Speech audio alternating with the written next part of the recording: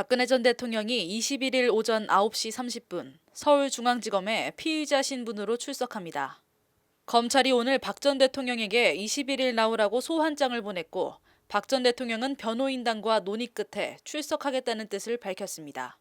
노태우 전두환 노무현 전 대통령에 이은 네 번째 전직 대통령의 검찰 소환으로 전례에 따라 박 전 대통령도 검찰 포토라인에 서게 될 것으로 보입니다. 박 전 대통령이 받고 있는 혐의는 모두 13개입니다. 검찰 1기 특별수사본부가 적용한 혐의가 8개, 여기에 특검이 5개 혐의를 추가해 검찰 2기 특별수사본부에 수사자료를 넘겼습니다. 이를 죄명으로 정리하면 특가법상 뇌물수수 및 제3자 뇌물수수, 직권남용 권리행사방해, 강요미수, 공무상 비밀누설 등 5가지입니다. 이 가운데 뇌물과 제3자 뇌물 혐의는 특검이 박 전 대통령에 새롭게 적용한 혐의입니다. 특검은 먼저 삼성이 승마 지원 명목으로 최순실 씨에게 지원한 수십억 원을 뇌물로 받습니다. 미르재단 등에 건넸거나 건네기로 한 수백억 원은 제3자 뇌물 혐의를 적용했습니다. 즉 최 씨가 직접 받은 돈은 뇌물, 최 씨 재단에 건너간 돈은 제3자 뇌물죄를 적용한 겁니다. 이를 합치면 433억 원이 넘습니다. 같은 돈을 놓고 검찰은 이를 뇌물이 아닌 직권남용이나 강요로 받습니다. 삼성에 돈을 주라고 압력을 행사했지만 박 전 대통령 자신이 챙긴 게 아니기 때문에 뇌물은 아니라는 것이 검찰의 판단이었습니다. 하지만 특검은 최 씨와 박 전 대통령이 사실상 이른바 경제공동체라며 최 씨에 대한 공소장에 박 전 대통령을 뇌물죄 피의자로 적시했습니다. 한마디로 최 씨가 받은 돈도 박 전 대통령이 받은 것과 다를 게 없다는 겁니다. 실제 최 씨는 박 전 대통령 삼성동 사저의 가구와 집기들을 박 전 대통령 허락도 없이 임의로 처분하는 등 박 전 대통령의 경제 생활에 깊숙이 개입해온 것으로 알려졌습니다.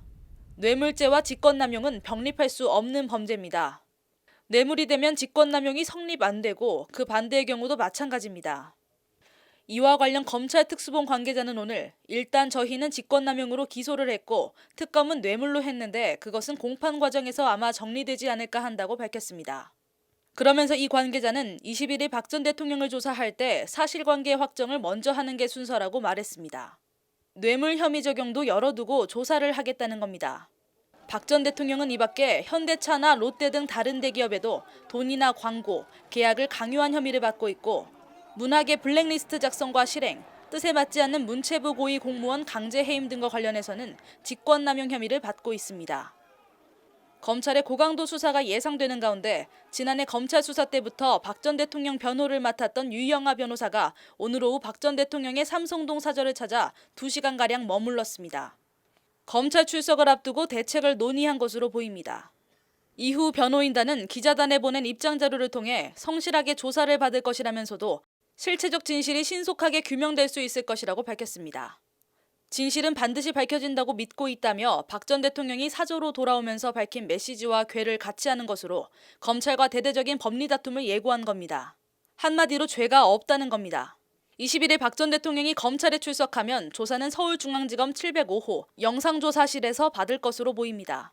박 전 대통령의 40년 친구이자 국정농단 사건의 장본인 최순실 씨도 조사를 받은 곳입니다.